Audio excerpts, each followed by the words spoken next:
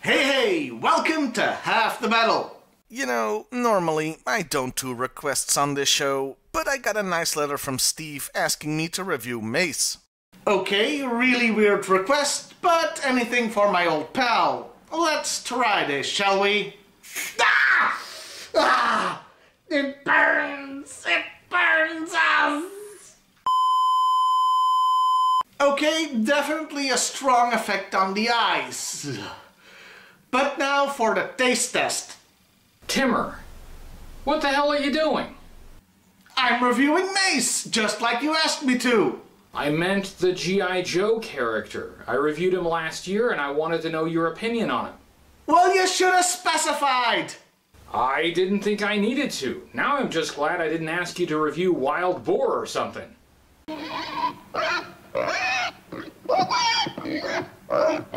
Well, I won't now that you've ruined the surprise. Please just review the character. Oh, fine, but be more clear next time.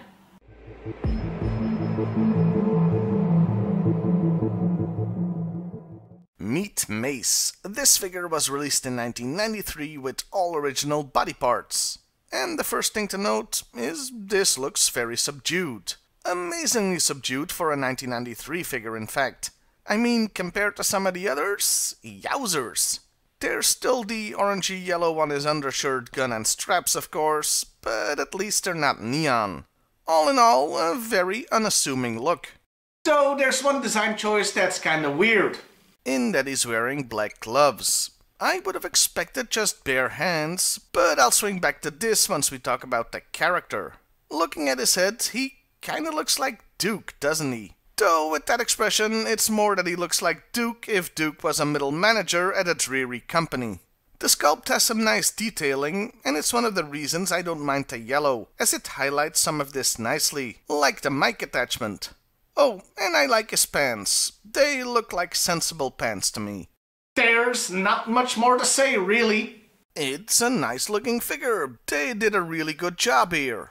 Now let's see how they completely screw this up with his accessories. First of all, there's the generic weapons tree that so many figures of this time had, so normally I wouldn't comment on it. But in this case, they made them yellow, to match the yellow detailing, I guess. That just annoys me. Black would have been a far more suitable color. But that's just the appetizer, folks, because he also came with a rocket launcher, and not just any rocket launcher. Oh no, he has a freaking helmet-mounted one. There are so many things wrong with this, I don't even know where to start. I'm gonna need a few moments here. You guys just stare at this picture in disbelief for a while. I know I did. Okay, I have notes.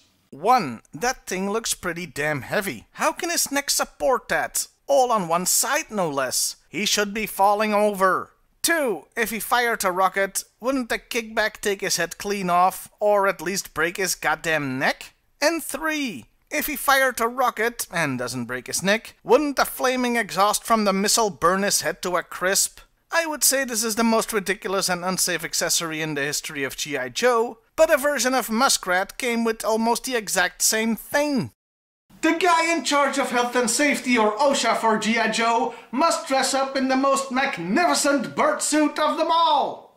Forget looking like Raptor, this guy must look like the gobbledygooker.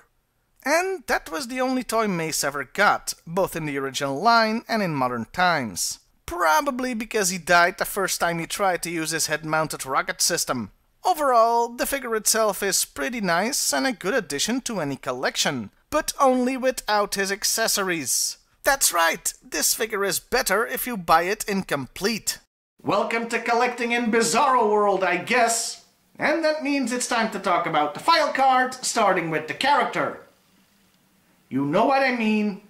So, guess what Mace's job is? He's an undercover operative. Yeah, look at that card art. Doesn't that just scream undercover to you? This is another reason to hate on the accessories. Where the hell is he supposed to go undercover like that? The set of a Mad Max movie? Anyway, the card text itself is a bit weird. What I mean by that is that it talks about Mace being undercover for a long time, infiltrating large crime syndicates, and then sending info to the Battle Corps, that's basically G.I. Joe, so they can raid them. It does mention Cobra criminals too. If this seems out of place, that's because originally Mace was gonna be part of the Drug Elimination Force sub-team, where this would have made more sense, but they cancelled that line before 1993. I guess Hasbro stopped caring about drugs that year. As an aside, he was part of the Drug Elimination Force in Australia, where they kept the sub-team going a little longer in the toy line. He even has a motto. I always have the last laugh on Cobra criminals, right after I lock them up. Honestly, once they dropped the Drug Elimination Force, they should have just rewritten the whole file card instead of shoving the word Cobra in there. You know what would have been a good character for him? An assassin! This is where I swing back to him wearing gloves, since that's my justification for this idea. The black gloves make him look very CIA hitman-y to me. So, have him be that on loan to the G.I. Joe team. Hell, now that I look back at his face, his expression reminds me of that old Hitman Monkey meme. I'm also gonna go back to the damn missile system one more time, to see if the card has the balls to try and justify it, since this type of file card had gear and weapon specs. It's a missile-firing stealth gun with built-in silencer. Do I need to have more notes? Okay, actually looking into this a bit, silent rocket launchers aren't impossible, but they wouldn't work the way you see here, with the big blast of fire coming out. So this is only half stupid. Well, ignoring you fire it from your freaking head, of course.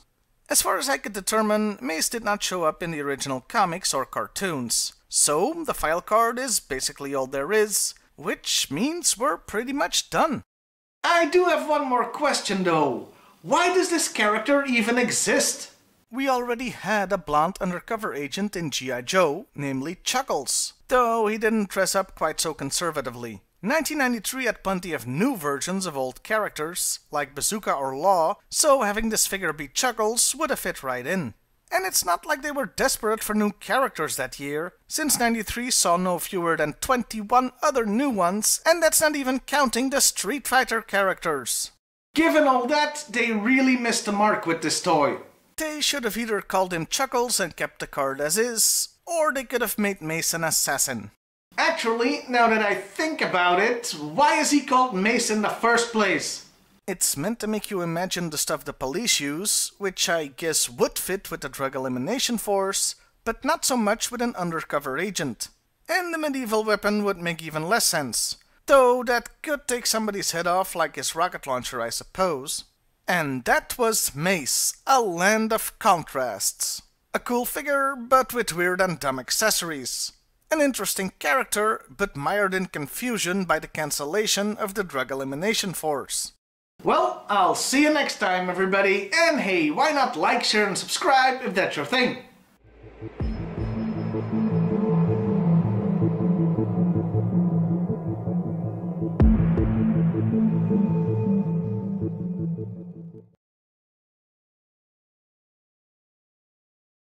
This is deodorant, by the way, not actual mace. I mean, I'm not that stupid.